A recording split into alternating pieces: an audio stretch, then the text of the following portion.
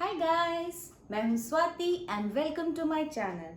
Friends, मैंने आपके साथ कई सारे कुकिंग वीडियोस और ट्रैवलिंग एक्सपीरियंसेस शेयर किए हैं। आज मैं शेयर कर रही हूं अपना travel experience from New York to New Delhi in COVID times. वैसे तो हम पिछले साल दिसंबर में भी न्यूयॉर्क से इंडिया आए थे, लेकिन इस बार इंडिया की ज़बरदस्त सेकेंड वेव की वजह से थोड़ी सी घबराहट ज़्यादा थी मन में। जब हमें एयरलाइन का ट्रैवल करना होता है तो हमें क्या चाहिए होता है? सिर्फ वीज़ा और टिकट। लेकिन कोविड के टाइम में हमें चाहिए होते हैं बहुत सारे और डॉक्यूमेंट्स भी, ताकि हमारी ट्रैवल बने स्मूथ और स्ट्रीमलाइन।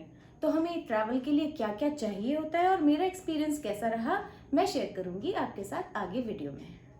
एयरपोर्ट जाने से पहले पैकिंग के अलावा करने थे मुझे कुछ और भी काम। सबसे इम्पोर्टेंट काम, नेगेटिव आरटीपीसीआर कोविड रिपोर्ट। तो 72 आवर्स पहले मैंने कराया कोविड टेस्ट। इस नेगेटिव रिपोर्ट को हमें अपलोड करना था एयर सुविधा वेबसाइट पे, जो कि इंडियन गवर्नमेंट की एक वेबसाइट है, जहाँ पे हमें और भी बहुत सारी इन्फॉर्मेशन देनी होती है, जैसे कि अपना पासपोर्ट नंबर, फ्लाइट डिटेल्स वगैरह वगैरह, आपके साथ कौन ट्रैवल कर रहा है। ये सब चीज़ें जब आप एयर सुविधा पोर्टल पे डाल देते हैं तो गवर्नमेंट को इंटीमेशन हो जाती है कि आप ट्रैवल कर रहे हैं और आपकी जर्नी स्मूथ और स्ट्रीमलाइन होने की एक संभावना तो हो ही जाती है। इंटरनेशनल ट्रैवल करने के लिए एयरपोर्ट पे 2.5 से 3 घंटे पहले तो पहुंचना ही होता है।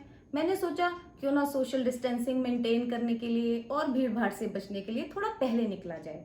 हम निकले भी थोड़ा पहले, लेकिन उस दिन था फ्राइडे और न्यूयॉर्क में था वीकेंड का माहौल। खूब जबरदस्त ट्रैफिक मिला और हम ठीक 2.5 घंटे पहले ही एयरपोर्ट में पहुंचे। हमारी फ्लाइट थी न्यू जर्सी के इंटरनेशनल एयरपोर्ट से। सही टाइम पर पहुंच गए थे। सोचा था काफी सोशल डिस्टेंसिंग भी करेंगे, भीड़ भाड़ में नहीं जाएंगे, लेकिन क्राउडेड स्पेस, लिमिटेड स्पेस और बहुत सारी फ्लाइट्स एक ही टाइम पे पॉसिबल ही नहीं होता है कि आप एक दूसरे से डिस्टेंस मेंटेन कर पाए। सेम चीज हमारे साथ हुई। ऊपर से चेक इन भी खुद ही करना होता है, तो प्रोसेस क्योटिक हो ही गया था। सिक्योरिटी चेक इन के बाद हम लोग पहुंचे बोर्डिंग एरिया में, जहाँ पे एयरलाइन का स्टाफ सारा मौजूद था, जो लोग ये चेक कर रहे थे कि सबके temperatures in the normal ranges हैं, और वो ये भी चेक कर रहे थे कि सबने एयर सुविधा का अपना फॉर्म भर रखा है, उसमें नेगेटिव आरटीपीसीआर रिपोर्ट अपलोडेड कर रखी है।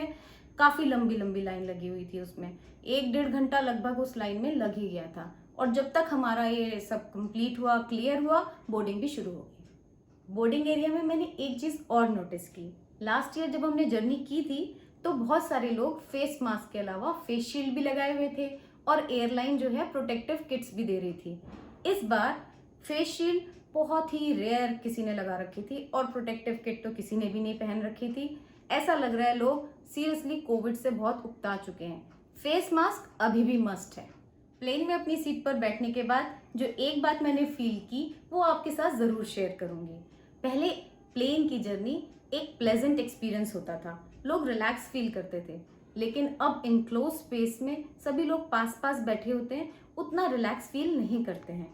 कोविड की वजह से लोगों को अब अलर्ट रहना ही पड़ता है। सेफ फील करने के लिए लोग अपनी सीट पर लिमिटेड रहते हैं। पहले जब जैसे 14 घंटे की जर्नी हम लोगों की थी, तो पहले के टाइम पे लोग अपनी सीट से उठ के थोड़ा टहल लेते थे, स्ट्रोल कर लेते थे। अब लोग उसको अवॉइड करते हैं और एयरलाइन का स्टाफ भी उसको डिस्करेज करता है, तो बैठे बैठे एक ही सीट पे लोग उकता जाते हैं। एक चीज जो और मुझको और लगी वो ये है कि एयरप्लेन में जो स्टाफ है वो सभी लोगों को बार बार मास्क पहनने के लिए बताता है, कहता है कि मास्क लगातार लगा के रखना है, लेकिन जब खाना सर्व होता है तो सभी को एक साथ खाना सर्व किया जाता है, जिसमें ऑब्वियस है सबका मास्क उतर जाएगा। तो मेरे को ये थोड़ा सा काउंटर प्रोडक्टिव लगा and it depends on you कि आप ऐसी सिचुएशन में कैसा फील करते हैं। It was little bit odd for me. 14 घंटे की जर्नी काफी लंबी होती है। इस बार अच्छी बात ये रही कि मुझे 4-5 घंटे के लिए नींद आ गई, 2-1 मूवी देख ली, हमारा सफर आसानी से कट गया। अब हम पहुंच गए इंडिया। दिल्ली पहुंचने के बाद इमिग्रेशन टेस्ट से पहले हमारा बोर्डिंग पास कई बार चेक किया गया। हालांकि हमसे किसी ने नेगेटिव आरटीपीसीआर रिजल्ट नहीं मांगा, ये इन्फॉर्मेशन उनके पास पहले से ही थी।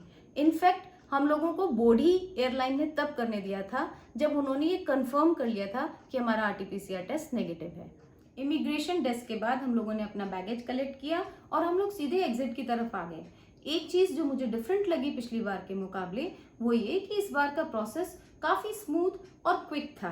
पिछली बार बाहर निकलने से जस्ट पहले स्टेट वाइज पैसेंजर्स को डिवाइड किया जा रहा था, स्टैंपिंग हो रही थी, काफ़ी इंफॉर्मेशन मांग रहे थे वो लोग, लेकिन उसमें बहुत टाइम लग रहा था and it wasn't worth it, I think so. लेकिन इस बार सब कुछ इतना स्मूथ था, हम लोगों को हार्डली 1 या 1.5 घंटा ही लगा होगा पूरा प्रोसेस कंप्लीट करने में और बाहर निकलने में। फ्रेंड्स, कोविड के टाइम पे ट्रैवल करना it's not an easy experience, it may be unsettling for some, लेकिन अगर आप सारे प्रोसीजर्स के बारे में पहले से जानते हो, उनको आराम से फॉलो कर रहे हो, तो आप ये सेफली कर सकते हैं बिना किसी डर के भी। आपको मेरा ये एक्सपीरियंस कैसा लगा अपने कमेंट सेक्शंस में मुझे ज़रूर बताइएगा, और मेरे साथ ऐसे और बहुत सारे एक्सपीरियंसेस शेयर करने के लिए please follow, subscribe and share my channel.